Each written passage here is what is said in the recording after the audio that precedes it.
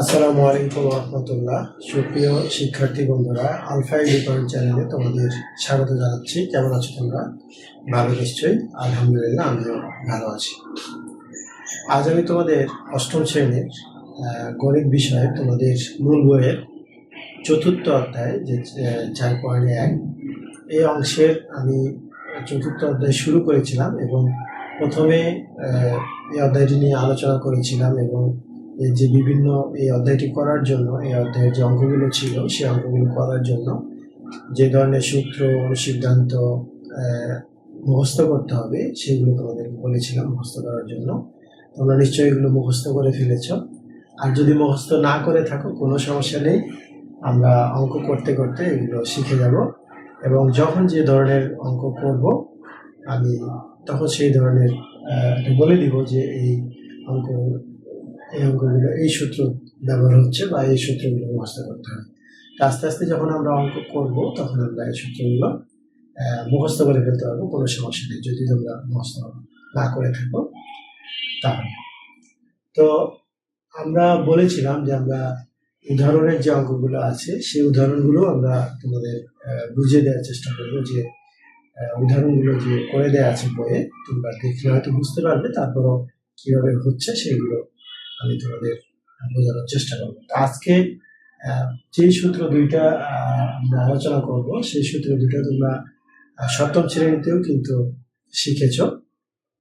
একটা হলো মানে দুইটাই বর্গের সূত্র, একটা হলো a plus B whole square সমান a square plus 2ab plus b square, আর একটা হলো a minus b whole square সমান হলো a square minus 2ab plus b square.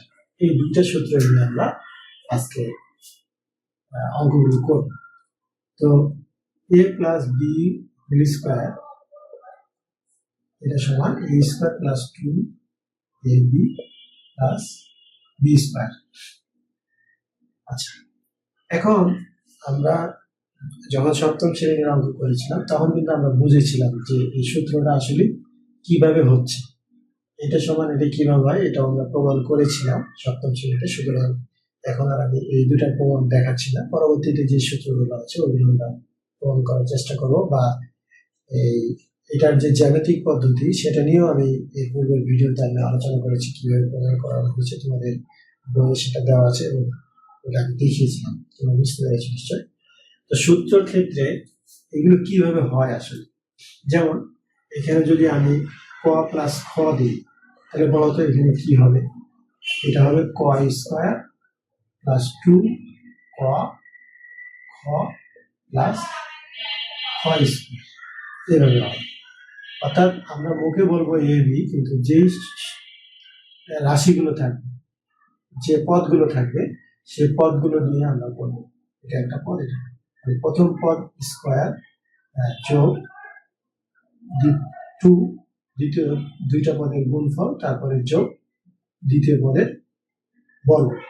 এইভাবে মনে করো এখানে বড় হতে a প্লাস বি এরকম থাকে, তাহলে কি হবে দেখো, এখানে হবে a square plus 2ab plus b square, এইভাবে হবে। তো তোমরা সূত্র থেকে কিভাবে এটা হচ্ছে এটা প্রমাণও তোমরা জেনেছো এবং এই ধরনের অঙ্ক কিন্তু সে ক্লাস 7-এও তোমরা করেছো। যাই হোক, আমরা উদাহরণ যেগুলো আছে সেই উদাহরণগুলো শুরু করবো এখন। তো আজকে যে দুইটা সূত্র কথা বললাম সেই দুইটা সূত্র দিয়ে হবে। প্রথমে 1 নম্বর উদাহরণে যেটা দেওয়া আছে, দেখো 3x প্লাস 5y এর বর্গ নির্ণয় করো। 1 নম্বর উদাহরণ 1-এ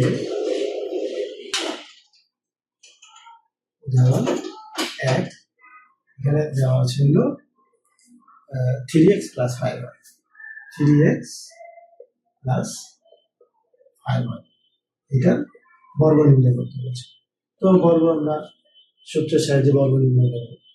তাহলে এইটা a এটা b, তাহলে আমরা এখন কিভাবে সূত্র প্রয়োগ করবো? a স্কোয়ার তাহলে কি এটা, তাহলে 3x এটা হলো a, তাহলে a স্কোয়ার প্লাস 2 a সমান হলো 3x, b সমান হলো 5y প্লাস b স্কোয়ার। দেখো তো সূত্রটা আমরা প্রয়োগ করতে পারছি কিনা, a square plus 2ab plus b square. এখন আমরা ক্যালকুলেশন করলে যেটা আসবে সেটাই আমাদের এই অঙ্কের উত্তর হয়ে যাবে। তো এটা যদি বর্গ করি তাহলে কি 3 3 9 এক্স স্কোয়ার প্লাস 3 9 6 আর 6 30 এক্স ওয়াই প্লাস 5 হচ্ছে 25 ওয়াই স্কোয়ার। এটি কিন্তু এক নম্বর উদাহরণ, যে এই উদাহরণটা উত্তর আমাদের বই করে দেওয়া আছে, তারপর আমি তোমাদের এটা করে দেখানোর চেষ্টা করছি যাতে তোমরা বুঝতে পারো এই জন্য করে। এরপরে উদাহরণ 2 আমরা দেখবো। চলো উদাহরণ 2 যদি দেখি, উদাহরণ 2 কি আছে। উদাহরণ 2 আছে যে 25-এর মানে বর্গের সূত্র প্রয়োগ করে 25-এর বর্গ নির্ণয় করা। এইখানে 25-এর বর্গ নির্ণয় করা বলছে। তোমরা ক্লাস 7-এ যখন প্রথম অধ্যায়ে বর্গ নির্ণয় করেছিলে তখন কি যেই সংখ্যাটার বর্গ নির্ণয় করতে বলেছিল ওই সংখ্যাটাকে স্কোয়ার করলে অর্থাৎ 2 বার গুণ করলে সেটা বর্গ হয়ে যেত। আমরা যদি 5-এর বর্গ নির্ণয় করি তাহলে 5-এর উপরে স্কোয়ার দিয়ে 5 গুণ 5 দিলেই কিন্তু এটা বর্গ হয়ে গেল। 5 5 25, এটি কিন্তু বর্গ হয়ে গেল। কিন্তু এখানে বলা হচ্ছে সূত্রের সাহায্যে অবশ্যই করতে হবে। আমরা কোন সূত্র ব্যবহার করতে পারি? এখানে a plus B whole square সূত্র আমরা ব্যবহার করি। দেখো এটাকে আমরা প্রথমে যদি এটাকে এরকম করে নিয়ে যাবো সূত্র প্রয়োগ করার জন্য এটা নিচে না লিখবা, জায়গা কম লিখে আমি সোজা লিখতেছি। যদি আমরা এটা করি যে 20 যোগ 5, তাহলে দেখো এটাকে যদি এখন এ মনে করি আর এটাকে বি মনে করি তাহলে কি হবে? সূত্র প্রয়োগ হবে না? তাহলে এটা এ এটা বি, আর 20 যোগ 5 তাহলে কি 25 হবে না? অর্থাৎ এখন আমরা এটাকে সূত্রের সাহায্যে বর্গ নির্ণয় করতে পারি। সূত্রের সাহায্যে বর্গ নির্ণয় করতে চাইলে এখানে এ স্কোয়ার, এ মানে কি 20-এর উপরে স্কোয়ার প্লাস 2, এ সমান কত 20, বি সমান কত 5 প্লাস বি স্কোয়ার। সূত্র প্রয়োগ হয়ে গেল। এখন কি করবো? এটাকে ক্যালকুলেশন করবো। অর্থাৎ 20-এর উপরে যদি স্কোয়ার হয় তাহলে এটা কত হবে? 2 2 4, কত শূন্য হবে? 2টা শূন্য। আর এখানে 2 2 4, 4 হচ্ছে 20 আর একটা শূন্য, যেহেতু একটা শূন্য ছিল। এরপরে এখানে 5-এর উপরে যেহেতু স্কোয়ার আছে 5 হচ্ছে 25। তাহলে 20-এর উপরে স্কোয়ার থাকলে 400, 2 2 4, 4 হচ্ছে 20 আর একটা শূন্য আর 5 হচ্ছে 25। এখন আমরা এটাকে কি করবো? যোগ করব। এটাকে যদি যোগ করি, দেখো এখানে 2টা শূন্য আর এখানে 2টা সংখ্যা, তাহলে কি লাস্টে 25 হবে। অর্থাৎ একটা করে যদি যোগ করি, দেখো 5 0 অনেক ছোটবেলায় তোমরা শিখছো এইগুলো কিছু নাই। যোগ করলে 5 আর এই যে 2 আর এখানে হলো 4 আর 2 6। তাহলে 2 নং উদাহরণের উত্তর হলো 625। অর্থাৎ আমরা যদি এই 25কে যদি আমরা 25 দিয়ে গুণ করে ফেলতাম, তাও কিন্তু আমরা 625ই পাইতাম। অর্থাৎ যেহেতু বলছিল যে 25-এর বর্গ করো, তো বলে দিচ্ছে কিন্তু যে সূত্র প্রয়োগ করি, সুতরাং আমাদের এই সূত্র প্রয়োগ করে এটা করতে হবে। এরপরে দেখবো আমরা উদাহরণ 3। উদাহরণ 3-এ আছে 4x - 7y, 4x - 7y। এটা কি? মাইনাসের সূত্র। অর্থাৎ একটা a প্লাস বি হোল স্কয়ারের আগে বললাম, এখন কি a minus B whole square. তাহলে এটা কি a square minus 2ab plus b square. সূত্র প্রয়োগ হয়ে গেল। এখন আমরা এটা ক্যালকুলেশন করবো। ক্যালকুলেশন করলে 4 4 16 x স্কয়ার মাইনাস 4 2 8, 7 8 56 তুমি যেভাবে করতে পারো 4 7 28 গুণ 56 X Y plus 7 7 49 Y square. এটি উদাহরণ 3 এর। এরপরে আরেকটা উদাহরণ দেখবো আমরা, সেটা হলো তোমাদের যে মূল বইয়ের শেষে যে সংযুক্তি করা হয়েছে সেই সংযুক্তের ওখানে এই অঙ্ক উদাহরণটি আছে। এটাও উদাহরণ 3। এইখানে আছে 5x - 3y, 5x - 3y। তাহলে এটা মাইনাসের সূত্র হলে এই 5x মানে কি a স্কয়ার মাইনাস 2a